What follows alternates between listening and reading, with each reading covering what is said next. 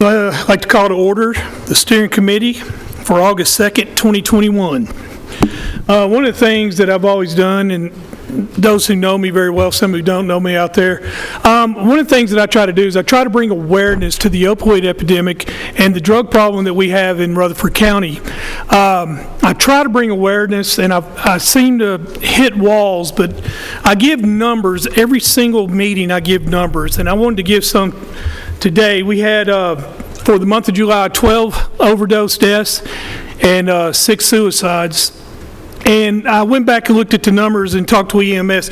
We are 20% higher than last year. We are looking right now at around a 40% increase. And that's just unbelievable. But I wanted to let you know anytime there's new people out here and give you information on that. And I'll continue to give you information on that until I'm no longer chairman. First thing I want to do is I want to approve the minutes. And I'd like to call on Vice Chair Pettis Reed.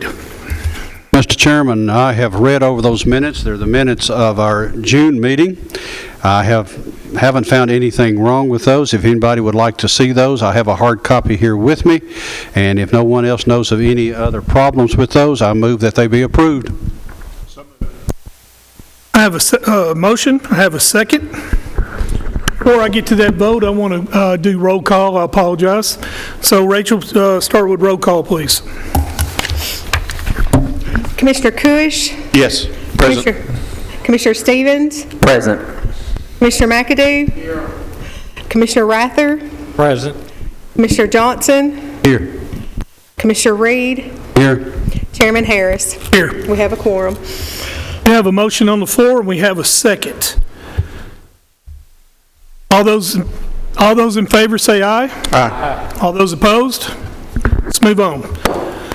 I'd like to announce 3 vacancies for the Board of Zoning Appeals. I'd like to announce 2 vacancies for the Beer Board. And I'd like to announce 2 vacancies, Code Enforcement Adjustments and Appeals Board. Moving on, we have 2 appointments for Judicial Commissioner to vote on those for approval, and they are Rhonda Campbell and Christy Wells. These are appointed by the judicial, and what we're doing is we're just okaying them. So all those in favor of Christy Wells for appointment for Judicial Commissioner? What? Okay. I need a motion for the recommendation. So moved, Mr. Chairman. I need a second. Second. Second, Commissioner Rather. All those in favor say aye. Aye. Opposed?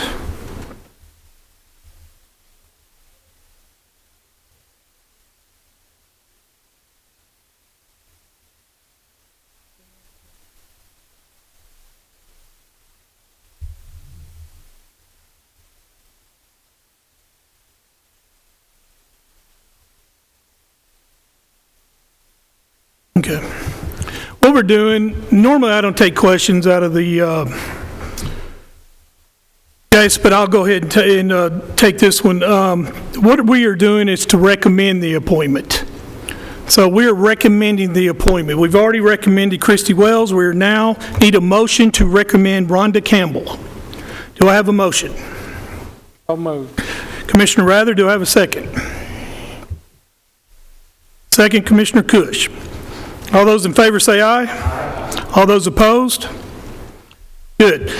Next on the agenda is fill a vacancy on the Insurance Commission. We need further information on this, so I'm going to move that off of the agenda. You want to speak? Go ahead. Thank you, Mr. Chairman.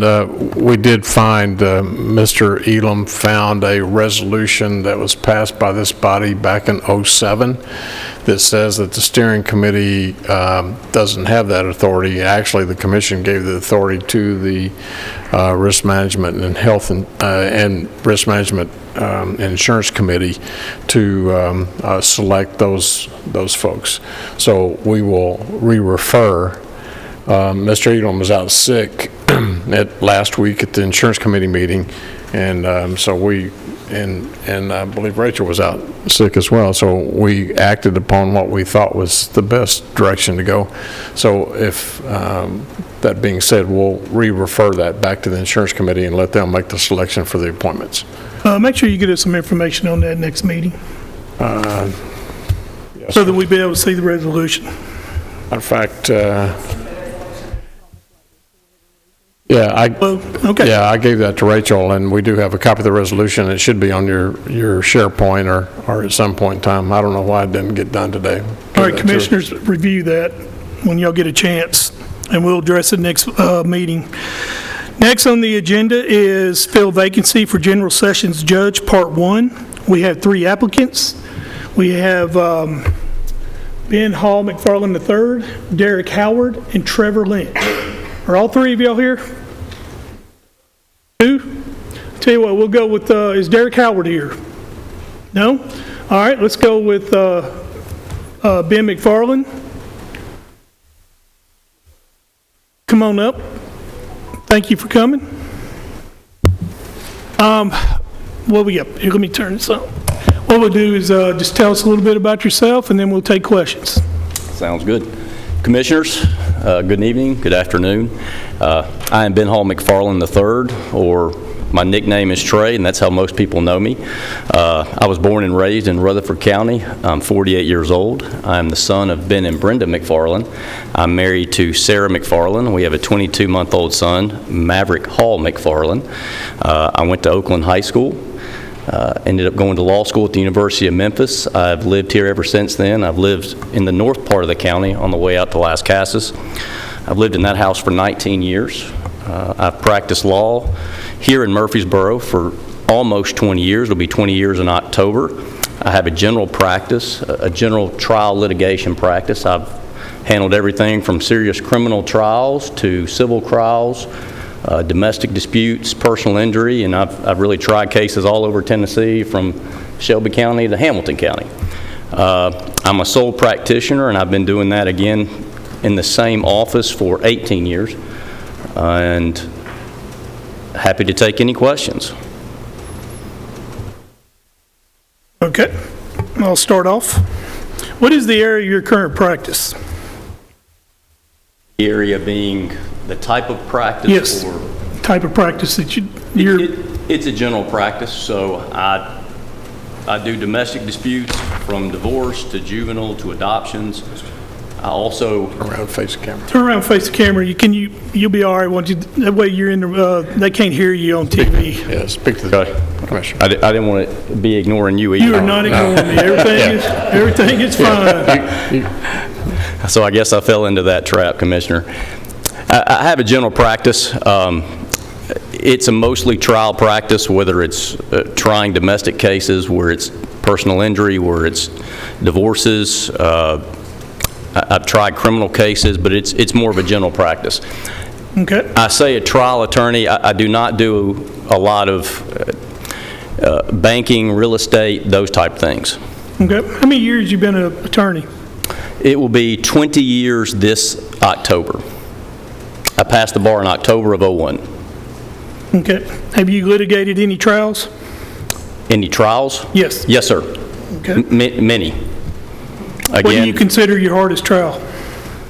my hardest trial, Most difficult?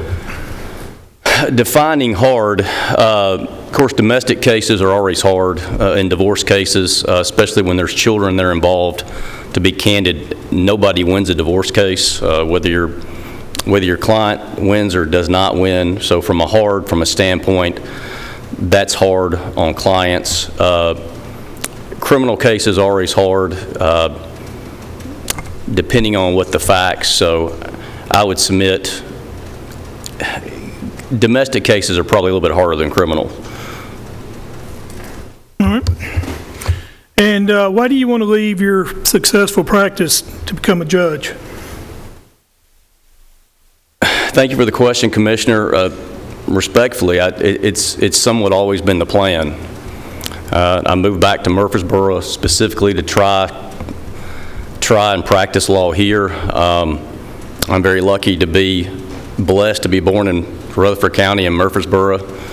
My family's been here from a long time. Some of you may or may not know. Obviously, my father is Ben McFarland, so I'm very blessed to have him as a father, and I'll be honest, I mean that more from a personal standpoint than I do a professional standpoint.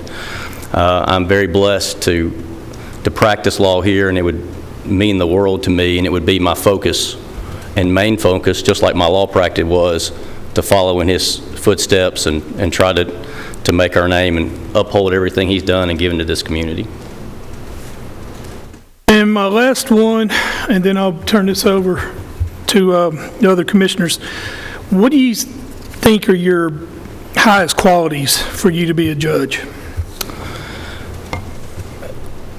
Commissioner, I think what qualifies me and will allow me to be a good judge would be all the areas of law I have practice in, and having criminal experience and having civil experience, being conscientious in the fact that when you've tried lots of cases in lots of different areas, it allows you to come at things from different angles.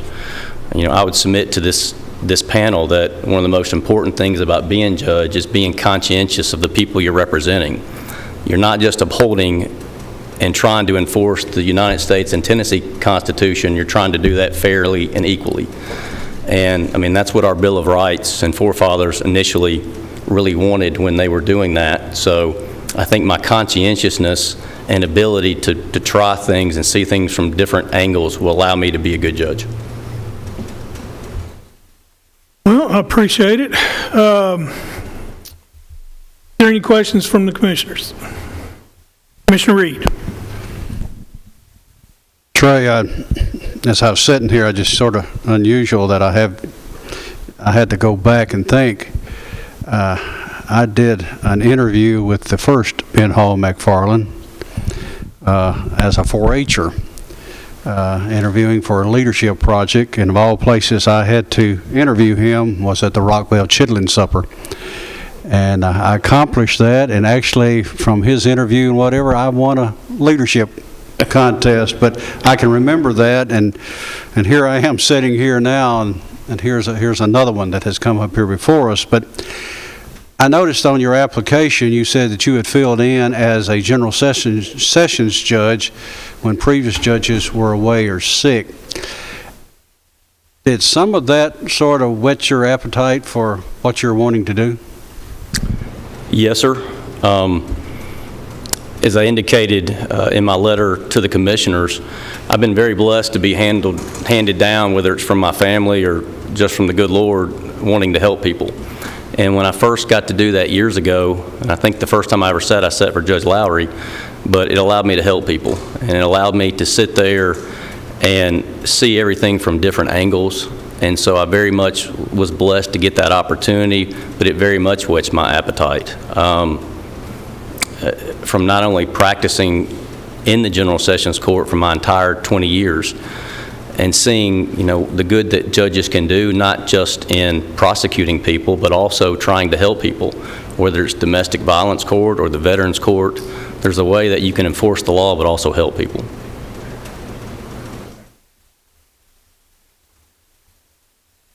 Commissioner Stevens? Have you done any kind of probate work before? I have. I would say it's a limited part of my practice, and I don't do complicated probate, but I very often routinely do wills and simple wills, but yes. And have you read our private act for Rutherford County that explains the General Sessions Courts and their authority and so forth? I have, but not recently. Okay. Else? Mr. McFarland, we thank you very much. I got one more question. Yes, sir. You gonna be able to sit down and be a judge in a chair for 9 hours a day? Are you asking me that, or is my wife asking me that through you? I thought I'd give you an easy question. Again, from me being allowed to sit and preside as judge on several occasions, when you're helping people and listening, it's a little bit easier to sit there. So I do believe I'll be able to do that and look forward to the possible opportunity. Thank you, sir. Commissioners, thank you. Is Derek Howard here? Last chance. Okay. Mr. Lynch. You are up, sir.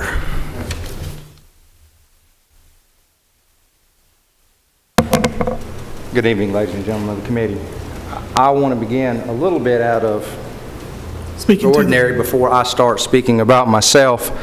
I have known Derek Howard for the most of the time period that I have practiced. When I heard his name and he wasn't here, I immediately texted him. I was in communication with him.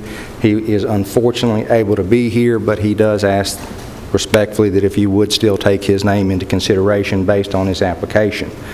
Since he's not here to speak for himself, I will at least say this. He is a very competent, capable criminal trial attorney who I have worked with on several cases. I've always found him to be diligent in his work. But let's talk about me for a second. And ladies and gentlemen, if it is appropriate, I have printed off a resume. Would it be appropriate to pass out?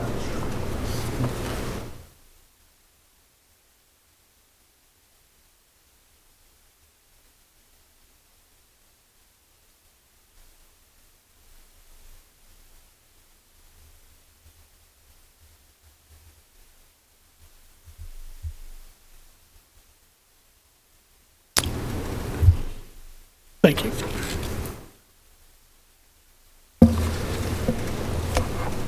As you've already been made aware, my name is Trevor Lynch. I am currently an Assistant District Attorney for the 16th Judicial District. We cover Rutherford and Cannon counties. For over 20 years, I have been employed at the District Attorney General's office, and during that entire time, it's been my responsibility to prosecute criminal cases. I began my practice at the District Attorney General's office here in Rutherford County, where I started in the General Sessions Court, and to make sure that the judge that is stepping down has his proper respect, I began in his courtroom. And a quick story about that, we had a very hectic time period in that courtroom. There would be a hallway full of hundreds of people. On numerous occasions, Judge McFarland and Judge Lowry were threatened by the fire marshal that they were going to shut the court down if they didn't get that hall under control. We would continue to push through. On one occasion, after I had moved up to circuit court, Judge McFarland was desperately trying to find assistants to come and assist down there. It was an off day, so I was not in court, and I was dressed in khakis and a polo. And I expressed to the judge that I would be happy to go down there and discuss cases, but I wasn't dressed for court. And he quite candidly told me at that time, I don't particularly care how you're dressed. If you will come down there and help us, we would appreciate it. I learned a great deal of time, a great deal practicing before Judge McFarland and Judge Lowry. From General Sessions, I went to circuit court, and I worked cases in front of Judge Clayton. I was there until 2011 when the District Attorney General, Bill Weitzel, assigned me to go to Cannon County, and in Cannon County I worked General Sessions Court, Juvenile Court, and Circuit Court. I have literally tried just about every type of criminal case that you can try. I have tried speeding tickets, and I have tried first-degree murder cases. I am presently back in Rutherford County as of June of 2020 when one of our senior assistants retired, and they brought me back to take over the homicide cases. And so since 2020, I've been responsible for the case preparation on our homicide cases in Rutherford County. My background, I was born and raised in Murfreesboro, went to MTSU. While at MTSU, I internshiped at the DA's office. I got a job there. I went to Nashville School of Law, so I was in law school at night. While in law school, I had professors that were sitting judges, sitting Court of Criminal Appeals judges, and sitting Supreme Court justices. Also, practicing attorneys were teaching me about the law, and then the next day they would go to court. I myself then would come to court at the District Attorney's office and learn from our judges and from our criminal defense bar. I graduated law school in 2001, passed the bar in October of 2001, was immediately sworn in as an assistant district attorney, and have been prosecuting as an assistant since then. One of the biggest questions I imagine everyone will ask is, well, if you've done all that with the district attorney's office, a job that I love, that has been my entire career, why would you ask to leave it? For me, one of the greatest joys about being with the District Attorney General's office has been the one thing I've been able to do since I've been there, and that's serve our community. I've done that in Cannon County, and I've done that in Rutherford County. My home is Murfreesboro. I'm asking for this nomination, I'm asking for this appointment because I want to continue that service to our community, to the citizens of Rutherford County. Why should you consider me? There are a variety of things that attorneys, civil attorneys, criminal defense attorneys, have to take into consideration when they're preparing on a case. Who is my client? What are possible defenses? How much am I getting paid? I have one responsibility as an assistant district attorney. I have the ethical obligation to pursue justice. And it doesn't matter where that goes. For me, that has always been one thing: pursue the truth. So for over 20 years, with every single case that comes before me, the question I ask myself is, what is the truth? And it does not affect me one way or another if that truth hurts or helps a criminal defendant. If it helps a criminal defendant, it is my responsibility and my obligation to immediately act upon it. One of the jokes I would tell as a young prosecutor would always be, because everyone always asks, who's the best criminal defense attorney you know? My answer would always be, I am. I am the best criminal defense attorney I know, because I'm the very first person that can take action and resolve a case if somebody has been overcharged or charged incorrectly or charged unjustly. Not only do I have the authority to do it, but I've done it. I have acted on that information when it has come before me.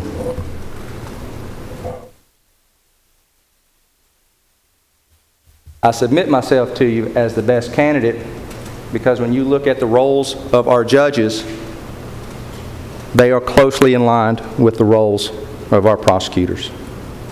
A judge is to sit fairly, without prejudice, without bias. A judge is to follow the laws of the state of Tennessee and to honor the constitutions of the United States and the state of Tennessee. A prosecutor has that same obligation, that same responsibility, that oath that I will follow the law, that I will zealously pursue justice. I'll pursue the truth. And a judge wants to know the truth as well, so they can fairly determine what law applies to what facts. And they do it without bias or prejudice. A judge is responsible for taking into consideration the best interests of all parties. That may include a victim or a victim's family. That will include the defendant. That will include our community. As an assistant district attorney, that has been my responsibility as well with every case I have. Because, ladies and gentlemen, as a prosecutor, when it comes time to resolve a case, if it is a hearing, a sentencing hearing, or a plea proposal to the court, it is the assistant district attorney that has reviewed that case, made a determination as to how the facts apply to the law, and they make that recommendation to the court. So as a result, is it a responsibility of an assistant district attorney to take into consideration what is in the best interest of the victim or the victim's family? What is in the best interest of a criminal defendant? And most importantly, what is in the best interest of our community?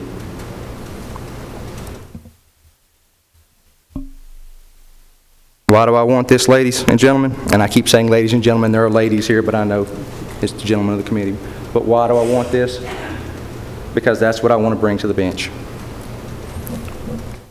Because I believe that is what is in the best interest of our community. Thank you. Well, sir, you answered every one of my questions, so there will not be none from me. Is there any questions from any other commissioners? Commissioner Stevens? Thank you. I'll ask you the same question, but I asked Mr. McFarland, have you done any kind of probate work or any kind of civil work in your career?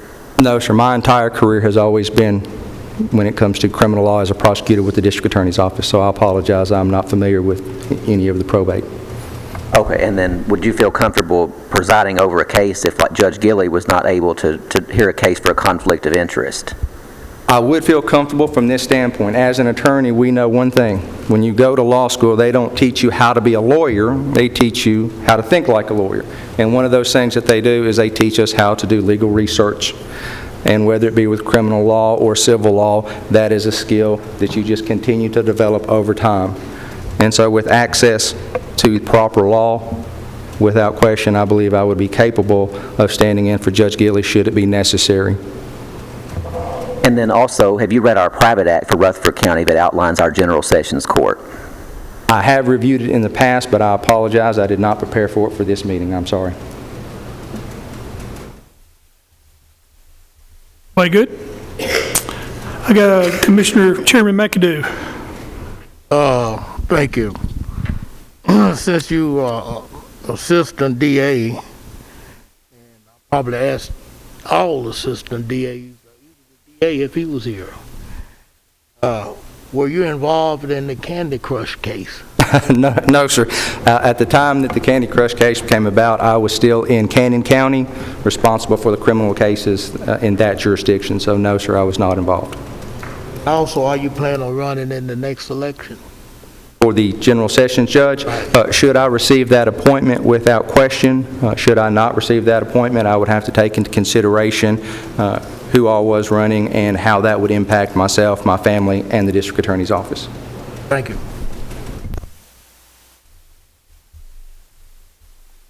Thank you, sir. Thank you. Good presentation.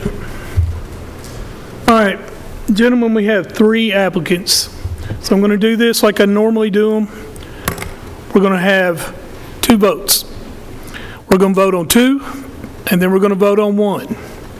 So I'll remind you again, Trevor Lynch, Derek Howard, Trey McFarland. Those are your 3 choices.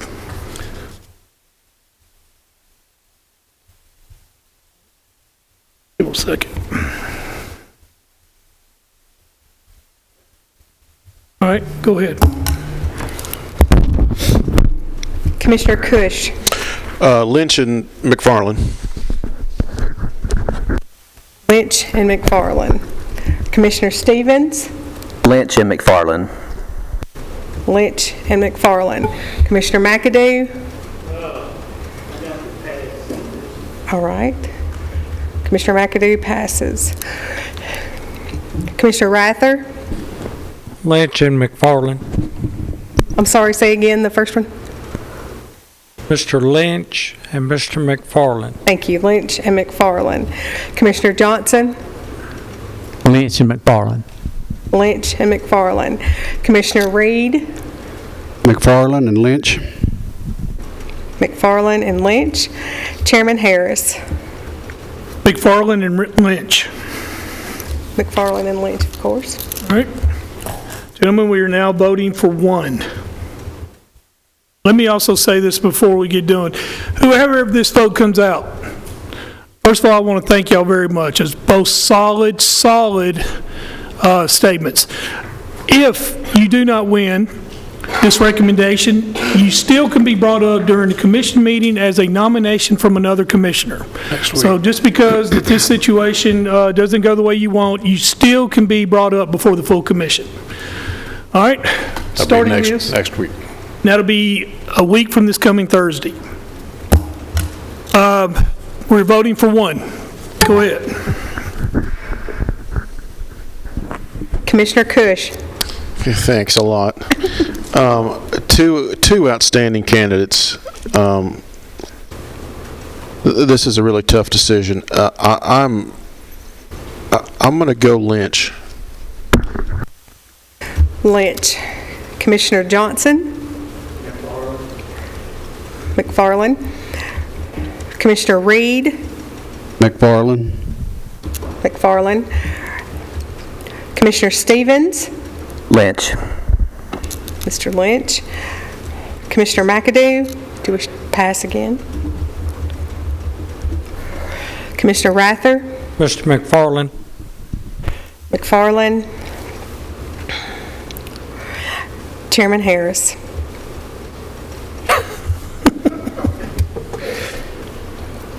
I am going to go with Lynch, and let me tell you why, because both these guys need to go before the full commission.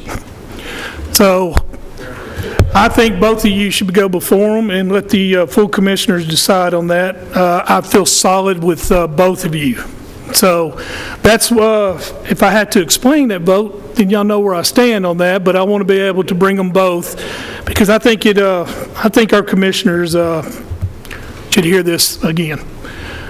So, gentlemen, both of you, there will be no recommendation from this committee. However, both of you will be brought up before the commission. You'll both be allowed to speak, and you'll both be up for vote. So I wish you good luck. Mr. Chairman, Mr. Commissioner Rather. if Mr. Howard can come to the commission meeting, so it could be 3 of them, or is he going to be allowed to do that? Somebody else would have. If somebody nominates him, he can be, but as far as right now, the recommendation is these two applicants to go before the commission. Okay. Thank you.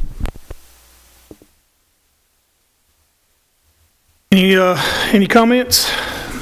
Good. Let's move on. All right, this is item number 9, committee removal policy discussion. This is a discussion, and the reason that I put this on my agenda is because I want to get your opinions on adopting policy for us to remove someone from committees. What I am referring to is excessive absence is the main one that I'm talking about. And as a personal, I'd like to see that if somebody misses up to 5 meetings in a 12-month period, then they should be brought up before this committee to be recommended to be taken off a committee. So I'd like to hear what you gentlemen think on this. I told you when I was a chairman 3 years ago that we need to have people on our committees that are devoted, qualified, and prepared to lead Rutherford County in the direction that we all want it to be.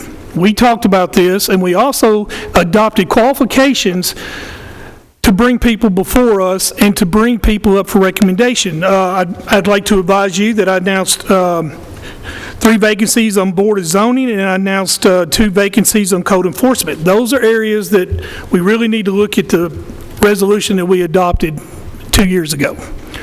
So is there any discussion, any opinions on what I just said? Mr. Johnson? I agree wholeheartedly, because we had this situation sometimes in the past. I don't want to call anybody's name, but it's all committees are important, but the budget committee is extremely important. And he constantly was missing, but yet he would show up to vote uninformed. So I agree wholeheartedly. We need this policy. Mr. Cush? Chairman, is your policy just limited to absenteeism? No, sir. It is up for discussion for all matters. Of course, ethics is what the thing. We have an ethics committee. Right. But the thing that I am concerned with is a tremendous amount of absence in committees. And when one of our committees can't meet a quorum, then it brings me up to serious. This is a serious matter that needs to be discussed. I take committees, and I know you do. We take committees pretty serious. Right. One caveat that I think needs to be discussed, that perhaps needs to be worded into this proposal. it's a delicate subject, and I'm not going to name names, and it could happen to any one of us. Okay, let me preface that. But there have been times as Commissioner ages or becomes stricken with an illness that, one, absenteeism might be an issue, but mental capacity might be an issue. Now, how you define that is way beyond my pay grade, but we have known and we have sensed and we have questioned, how, when should a person step down because they're no longer able to contribute to their constituents or to this body. Again, delicate subjects. I'm trying to be very careful on how I say this, but at some point in time, through age or illness, a person's mental capacity could be such that they no longer are 100% to the commission. And at some point in time, we need to have a discussion with that individual or the family and say enough's enough. Again, I don't know what benchmark you have to reach to say, hey, you got to go, but we need to at least have some language in there that mental capacity or illness may come into play. I just wanted to throw that out there. Sure. Mr. Stevens? Thank you, Mr. Chairman. I have a couple of questions. Are you talking about committees as in outside of the commission, or are you talking about committees like our committees here, too? No, actually, I'm talking about committees outside of the county commission. I think it's been very difficult for us to put things like that on Stop people. you for a second. I apologize. Does this committee have the authority to bring into, and I'm talking to the county attorney, does this committee have the authority to address a situation with a county commissioner based on what Commissioner Cush just said? With the mental incompetency question? And absentee question as well. Well, the answer might be different depending on which one we're talking about. I would suggest to the committee that when you're dealing with an elected office holder like a commissioner, you're probably under statute limited in how you can control how that commissioner holds his or her office. And I don't have a reference for you in front of me, but I think in examining other situations, there's a very limited set of statutory circumstances whereby a commissioner or any other office holder can be removed or forced to resign or otherwise taken away their constitutional office that they were elected by the people to hold. So I'm happy to look at that further, Mr. Cush, and see if there's anything that would allow us to do that.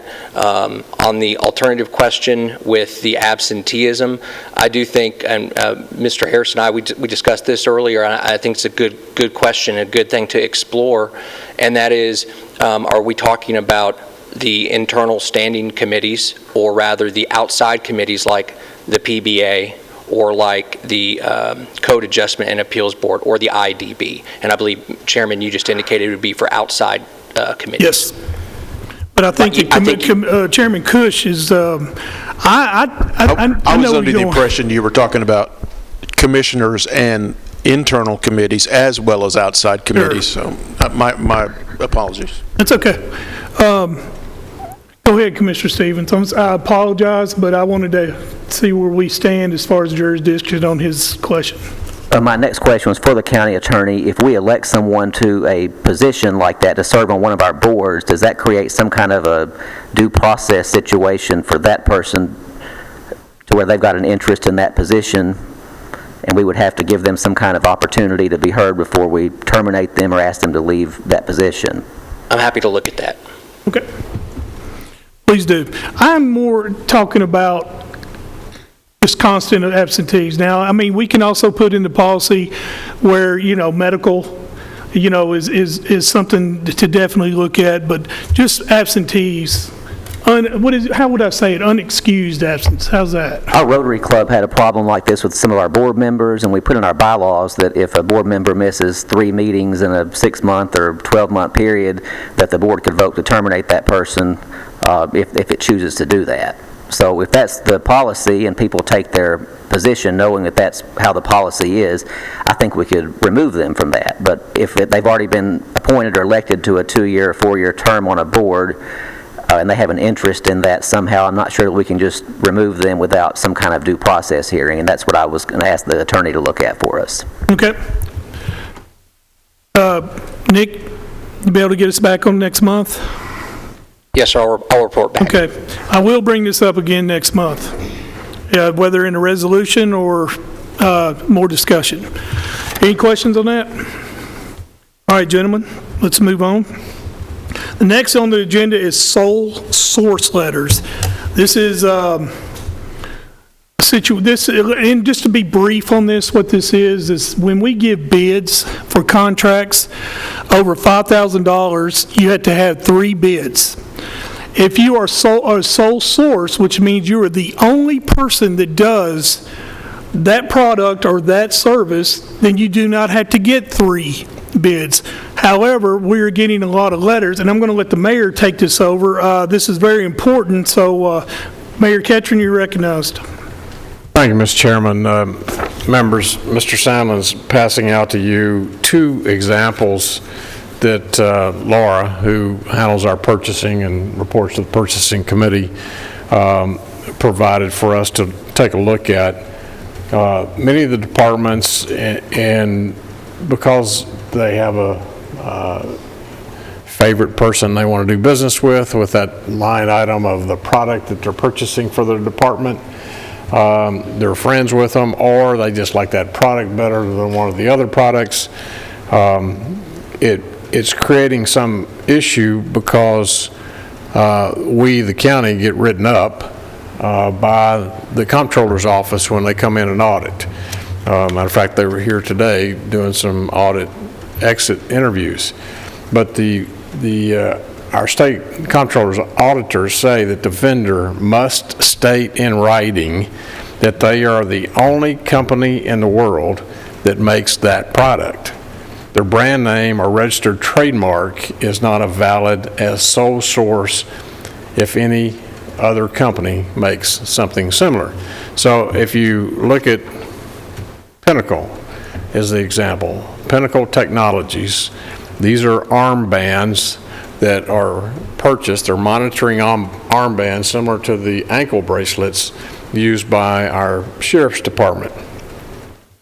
You'll see that it says we are the sole source distributors of our armband system equipment. Although similar equipment may be found elsewhere, the equipment we distribute and sell is specifically engineered and designed for exclusive use with our armbands.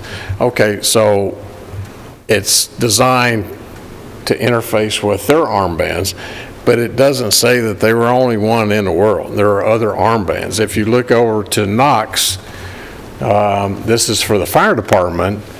It says the Knox company is the sole source manufacturer, inventor, and supplier of Knox rapid entry products. All products are manufactured at our Phoenix location at their factory.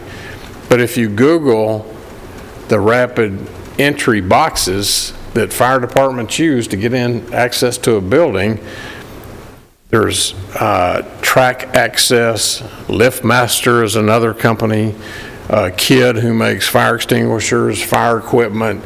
So our departments are using, when they're wanting something to put out to bid, it comes in and they're skirting around the ability to go to the effort of putting this out because it exceeds the limit that's required by the comptroller, and it allows them to purchase that without any other bids. So I'm looking for, Laura is looking for directions because we don't, and finance office doesn't want to get written up by the auditors for, if you would like for our office to put together some type of policy for us to bring back next month and put in place that requires the departments to not be able to use these sole source letters, just put it out to bid. I suggest, Mayor, that you, the mayor's office gets this committee a letter stating what you want us to consider for policy change or adding into our policy handbook, and get a little bit more. I don't think that if we don't see something, I really don't know what we'd be voting. But I agree with what you're saying on sole source, but a little bit more defined for us so that we can... We can structure the policy put in our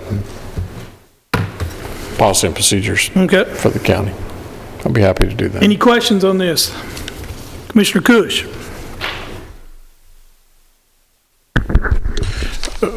Mayor, I want to be sure I'm clear on the comptroller's audit question and what we're trying to achieve. Is it the fact that,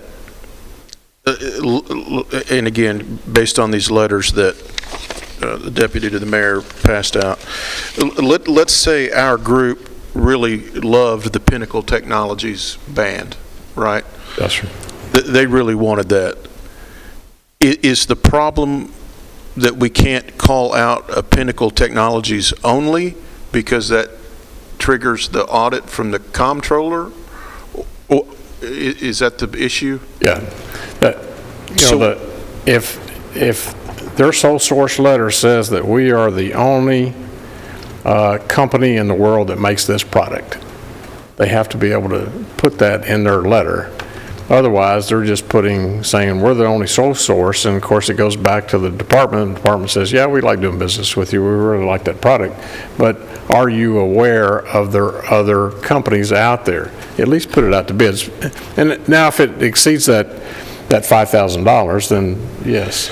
So who is demanding this sole source status? Is the comptroller requiring that? That is correct. The state auditor, what I just read to you. Okay. It says the vendor must state in writing they are the only company in the world that makes this product. Otherwise, we get an infraction or a finding for not putting something out to bid, knowing that there are other people who make a similar product. Now, all they have to do is delete a few words in their letter. What I don't understand is why couldn't we say in our request for price that we are interested in pricing of a armband, DDSP armband, similar to Pinnacle Technologies or approved equal? Exactly. Period. And that way, if other vendors come in, you still have the right to review theirs. Correct. But you've sent the benchmark as Pinnacle Technologies as the baseline or an approved equal. That's how we do it in my industry all day long. Is even though we know Pinnacle might be sole sourced, the approved equal nullifies the sole source. Yeah, okay, gotcha. We'll come back with something for you. Yeah, a little bit, define it a little bit. Yeah. Yes, sir. Any other questions? All right, let's move on. Gentlemen, on your iPad, you have a list of litigation.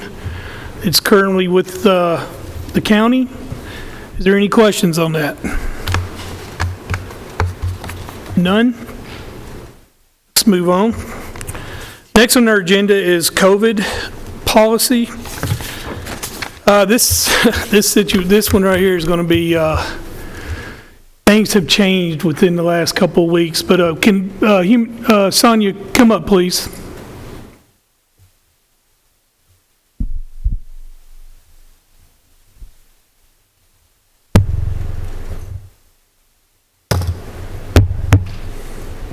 Are you? Good. Explain to the commissioners why you're here and what we're dealing with.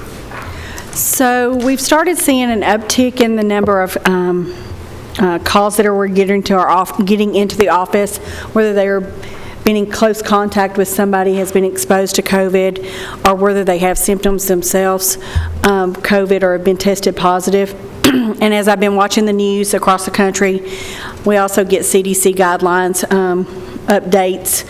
And so the most recent update was saying that there's an uptick across the country. I think we've all heard that on the news at some point in time. So since we went through this last year, I wanted us to be proactive and be prepared on the wishes of the commission on how to address some of those situations as far as it goes to last year with the federal government put in place that employers had to pay their employees if they were out on their first time that they were exposed and tested positive.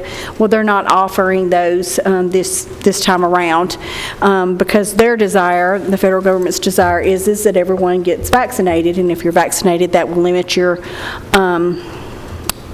exposure, or if you are exposed, limit your exposure, but limit your likelihood of becoming positive or from being sicker if you did turn positive. So we have researched. We met, when I say we, Lisa Nolan, the finance director, myself, the HR director for the Board of Education, Dr. Anthony, and the finance director at the Board of Education, Mr. Bodery, and Lindsay from my office met last week and talked about how we were going to address, so that we would be similar on how we addressed people who were going to be calling out. How would we determine the type of leave, the amount of leave, and following the guidelines. There is a gnat up here, I'm sorry. So one of the things that the Board of Education has that we do not have is our, Lisa and I talked today, she had researched to see the finance dollars that we have from the grants, the American Rescue Plan, which is the ARP is what they call it. The Board of Education is going to be using their ARP money for the purpose of paying for some of the time on the first occurrence.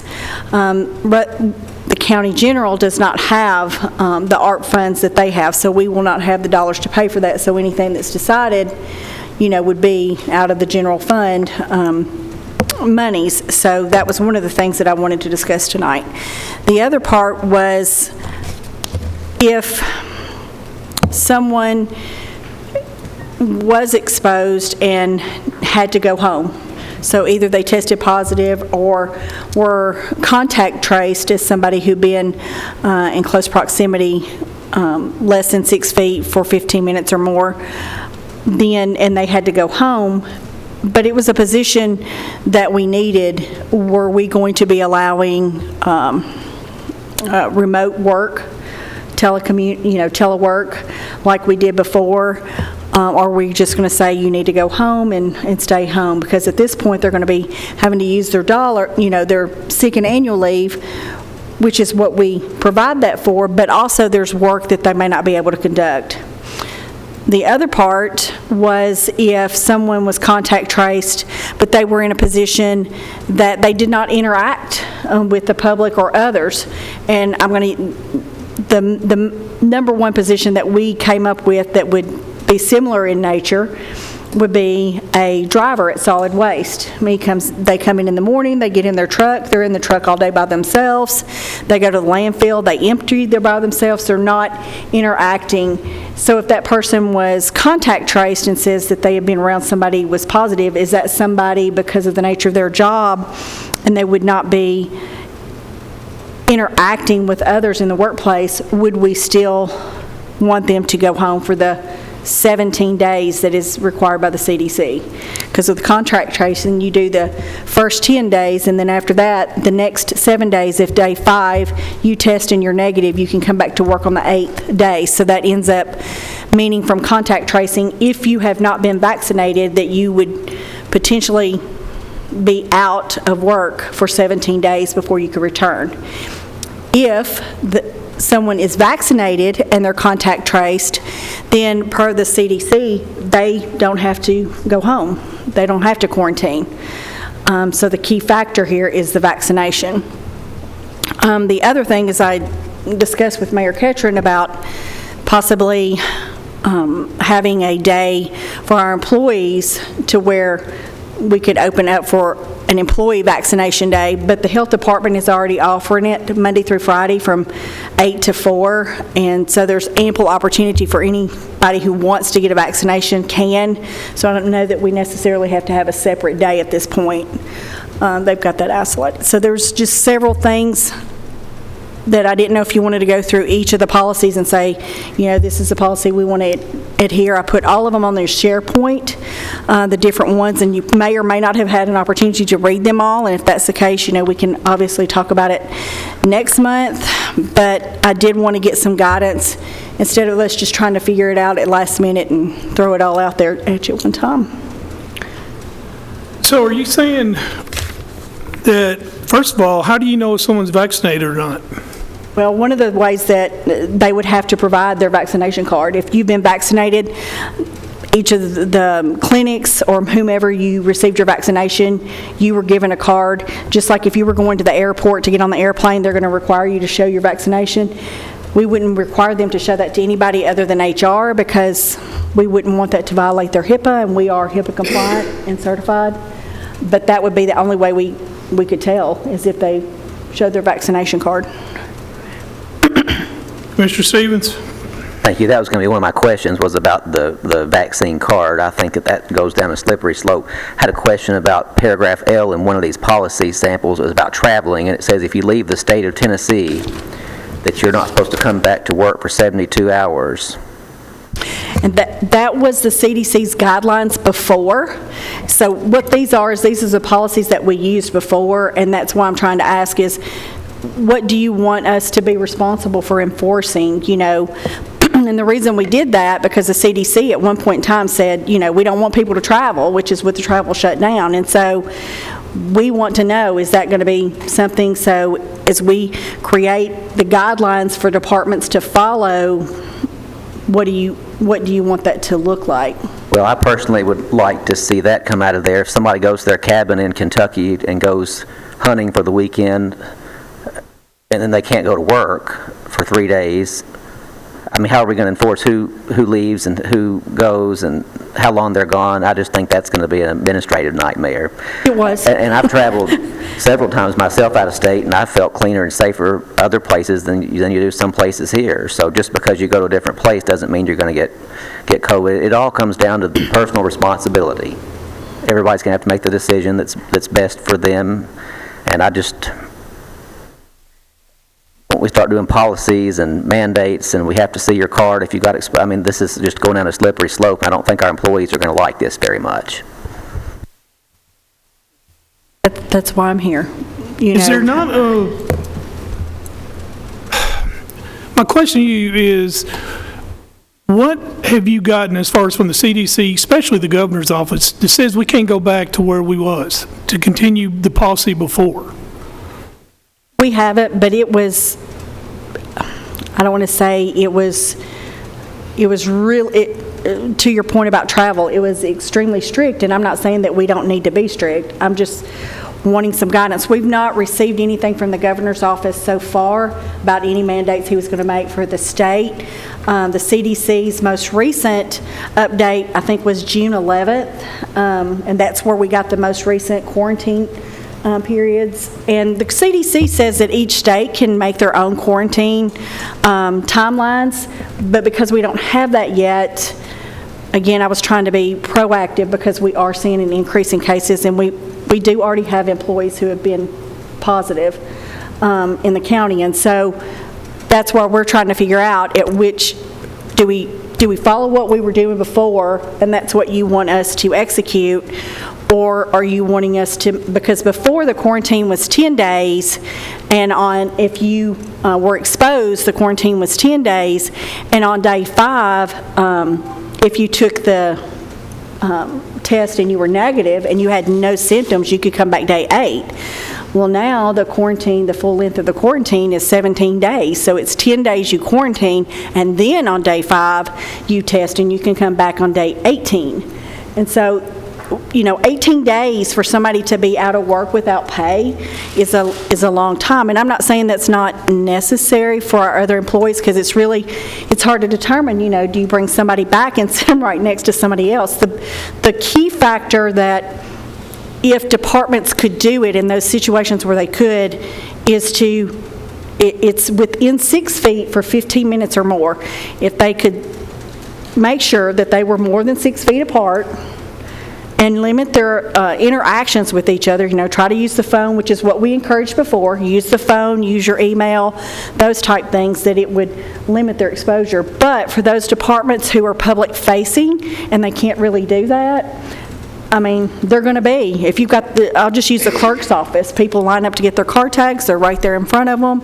They're usually, usually they're not there for longer than 15 minutes, but they could be. And I haven't seen anything come out from the Supreme Court. Also, the Tennessee Supreme Court normally sends out guidelines for the courts to follow, and we look at that and see how we can apply that to the county employees as well. So, well, what I'm concerned with is the health department came out and told us specifically what we had to do. All right, they are not doing that. I mean, they relaxed that, have they not? I don't understand. Okay, what I'm trying to say is that we had to go strictly by a certain criteria from the health department, and those have been laxed, or not, I won't say lax is the wrong word, but they have been relieved, correct? That is correct. Whenever the numbers get below a certain percentage, they go to different protocols. So like, when you see your percentage of citizens get, we've gone from 1%, I think I saw, to 13% in 2 weeks. And so a 13% increase. And so when you start looking at the numbers of increases, that's when all these policies start coming into place, is which ones do you execute? And I mean, we can wait.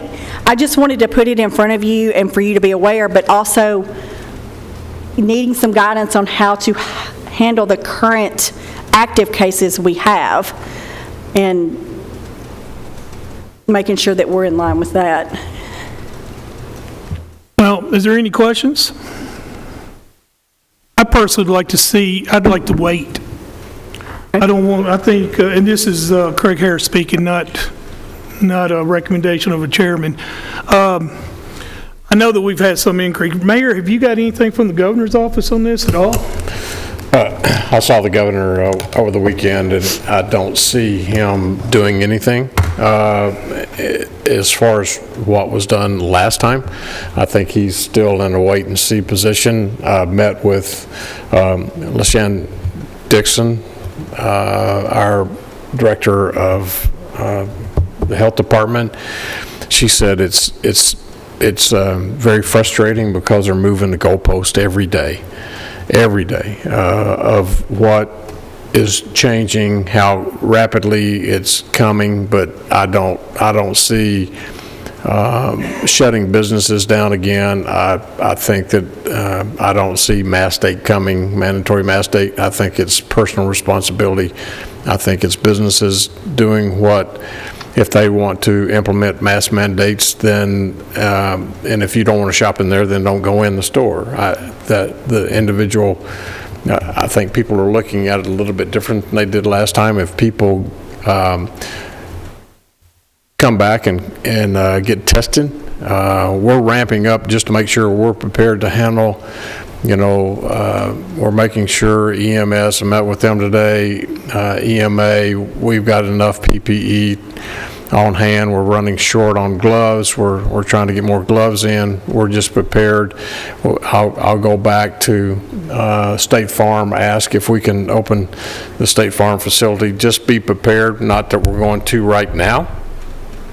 But if we feel like the surge is going to occur, it's going to occur in the next 3 weeks, with schools starting back in Rutherford County this coming Friday, full-time on Monday. MTSU students will be coming back. Football teams already in practicing. Students moving in from other states, coming back on campus. We feel like over the next 3 weeks, we'll feel like where the surge is really hitting us the hardest, but we do know it's coming faster and harder than it did last time. It's more contagious with this Delta variant.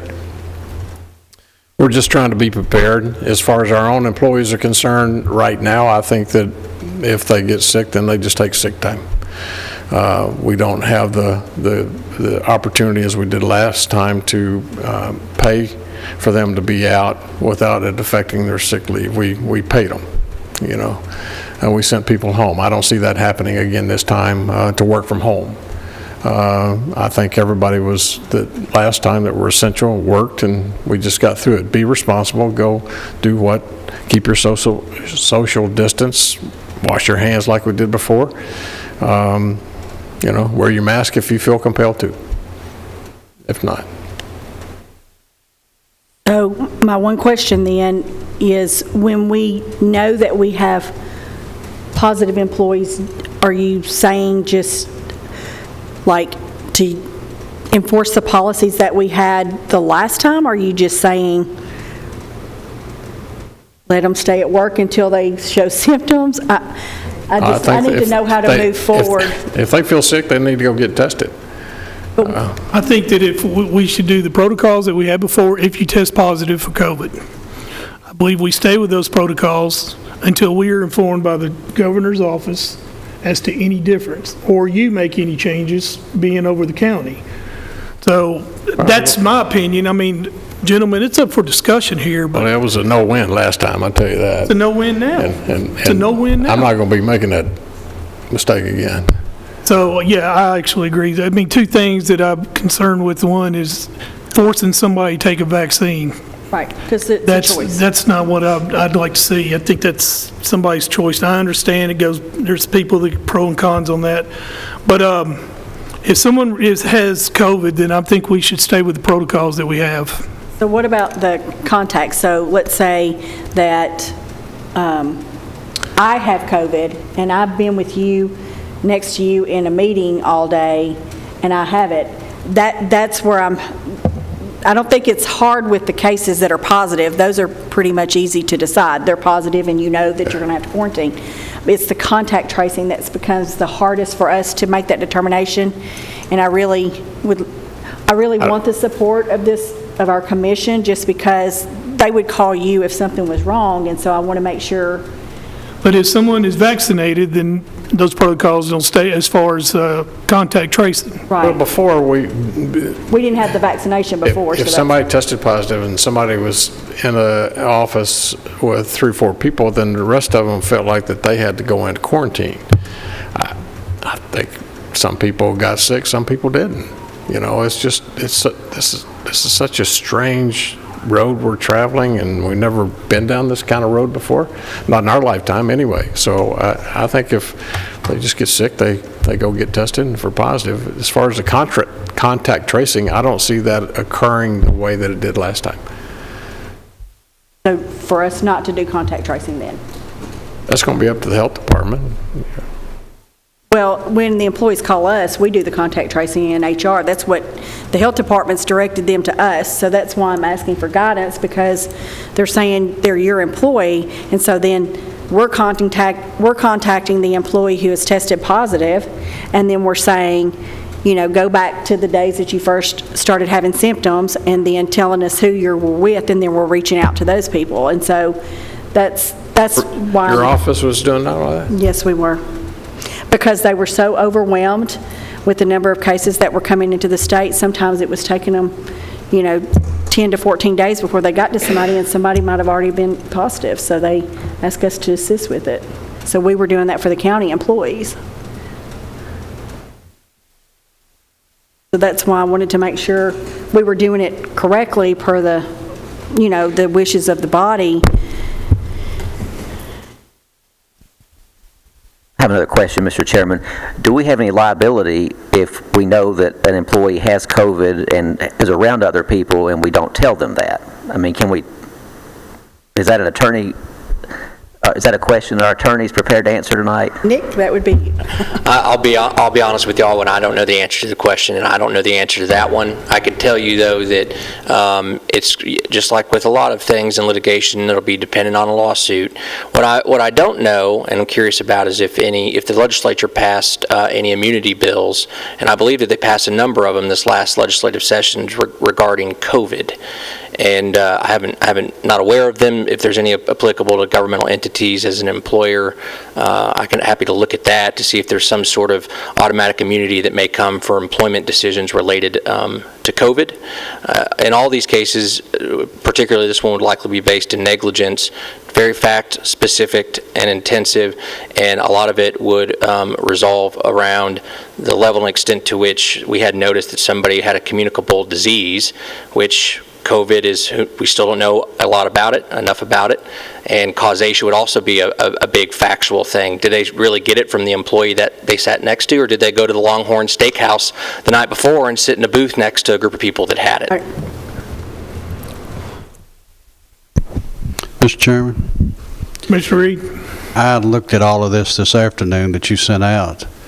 Most of it's dated February, April, and whatever. It's going to have to be run done any way you look at it, because it doesn't apply now. I mean, the majority of it, as you go through it, we're in a new ballgame. What we're looking at right now, I mean, as far as that goes, the way I see it. And for us to jump now, I think we're jumping too quick to what we're trying to see right here. Yeah, it's out there, but when you hear someone has got COVID, you immediately say, well, were they vaccinated? Where did they get it? Where did it come from? Just like the commissioner says right here, the last time we were talking about, well, if you left the country or if you went here or whatever, that's not the case anymore. The case now is, what party did you go to? What concert did you go to? Or did you go visit somebody down the road? So it hadn't never left. It hadn't gone anywhere. I mean, it's still there, just like the flu and a lot of these other things that we have out here. And this is what we're dealing with right now. And I know I just had my daughter call me before I left to come up here. They're planning a birthday party Saturday for my grandson. Well, it just so happened yesterday, the kindergarten teacher at church today, she tested positive. So, you know, what happens to the birthday party come Saturday? Do you tell everybody, well, you can't come, or whatever? That's all unknowns right now. And I think if we start playing with this right now, I just don't think we have that answer right now to tell everybody. But I know individuals that have tested positive, when they go to the doctor immediately tells them how long they're to stay away, and that's there. But I know individuals who have been vaccinated, they go to the doctor and they say, well, you just go right back if you're negative or whatever. So I just think we're going to have to hold off, and I think you just look at these to see, okay, what do we do with them now? And I'm sort of like what the mayor says right there. What we're into right now, we don't have the same thing we had 3 months ago or 4 months ago. So we can't go with this. Mr. I have another Stevens? question about our current practice. If somebody in the office tests positive for like the flu or another disease, would we normally tell everybody else that was around them that the person was? No. Again, I think we're just, if we do this for COVID and the next time something comes up and they say, well, you told everybody when the COVID people were sick and you didn't tell me with this disease, I think we're just setting up a precedent that we just don't need to do. I understand it's a pandemic and there's a lot of people out there that are suffering, and it's destroyed a lot of people's families, and I get all of that. But I think we need to step back and look at this from a bigger picture, that there's a lot of other pandemics that have happened. We've never had anything this reactive before. And so I think it all comes down to everybody needs to do what's best for themselves. If they don't feel safe coming to work because they're close to other people, then they might need to look for a different place to work. We can't change everything to accommodate a few people that that don't feel safe at work, and I don't think that our employees are going to appreciate us making them follow more policies and mandates. People are really backlashing against all that stuff right now. So I think we can stress personal responsibility. The people who want to wear masks, wear gloves, wear face shields, by all means do that. If you want to get vaccinated, do that. Is there any kind of data, like on how many adults in Rutherford County have been vaccinated, or? I did see, well, I don't know that I saw Rutherford County. I did see the state of Tennessee, and it's like 38% of the population has been vaccinated. Of the adults, I know that they didn't open up vaccination for children. I mean, 15, I think it's still at 15 and older at this point. I don't think they're doing, I could be wrong about the 12-year-olds. It may have dropped down to 12. And I'm okay executing whatever, the body wants. So if you're just saying, just follow, if I heard everyone right, that we will only be concerned with positive cases, our employees' positive cases, and that we will follow their doctor's recommendation, not CDC guidelines. We're going to follow so if their doctor recommends they quarantine for 10 days, then we leave them out for 10. If their doctor says you can go back in 2, they come back in 2. Is that what I'm understanding? Well, I personally would like to see that if someone is tested positive for COVID, instead of a 14-day mandatory quarantine, that we ask our employees in any contract tracing at all to get tested. I know. You not understand that? I thought we weren't going to contract trace. We were going to address just positive cases only. Okay, that's fine with me. No, I mean, that's what I'm asking. Okay with that. Okay. Yeah. So if I understood, So if we're somebody comes in omitting and contract tracing from the current policy right now. that's what I understood. Gotcha. I understood the body to say. Yes. And that we would follow their doctor's recommendation for when they could return safely for themselves and others, as opposed to us following the quarantine guidelines. Yes. Are you going to? Okay. I have a question, and I'm sorry to drag this out. So I'm confused. The more I listen, the more confused I get. Sonia, what did we do the last 3 to 6 months? What was our policy if somebody tested positive in, say, an office of 3 or 4 people? One person tested positive. What was the procedure with those other 3 or 4 that came into contact? Help me understand that. So if they were tested positive, if they were positive, they would go home for the quarantine guidelines as outlined by the CDC, the 14 days. If they were contact traced and there was somebody in the office and they went home, we were doing the 10 days, but if they were tested on day 5 and were negative, they could return on day 8. Mm-hmm. That's what we have been doing. That's why I'm just wanted to be sure.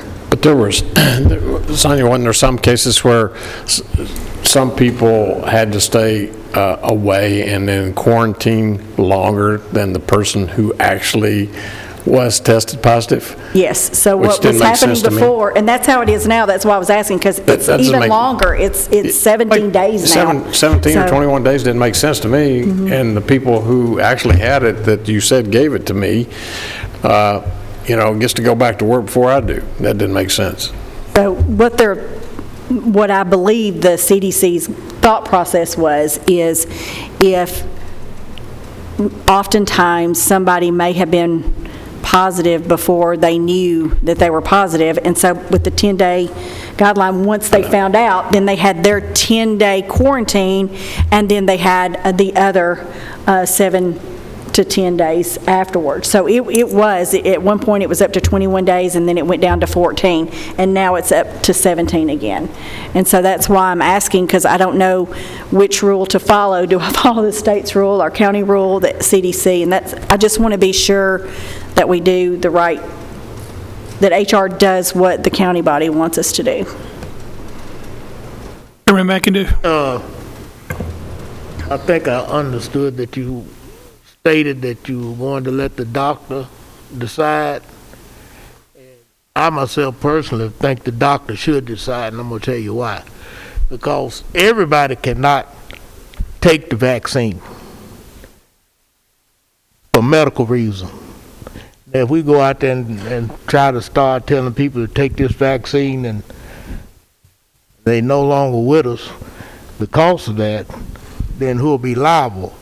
But I think the key to me is let the doctor decide on the individuals. Because each individual is going to be different, just like the mayor said.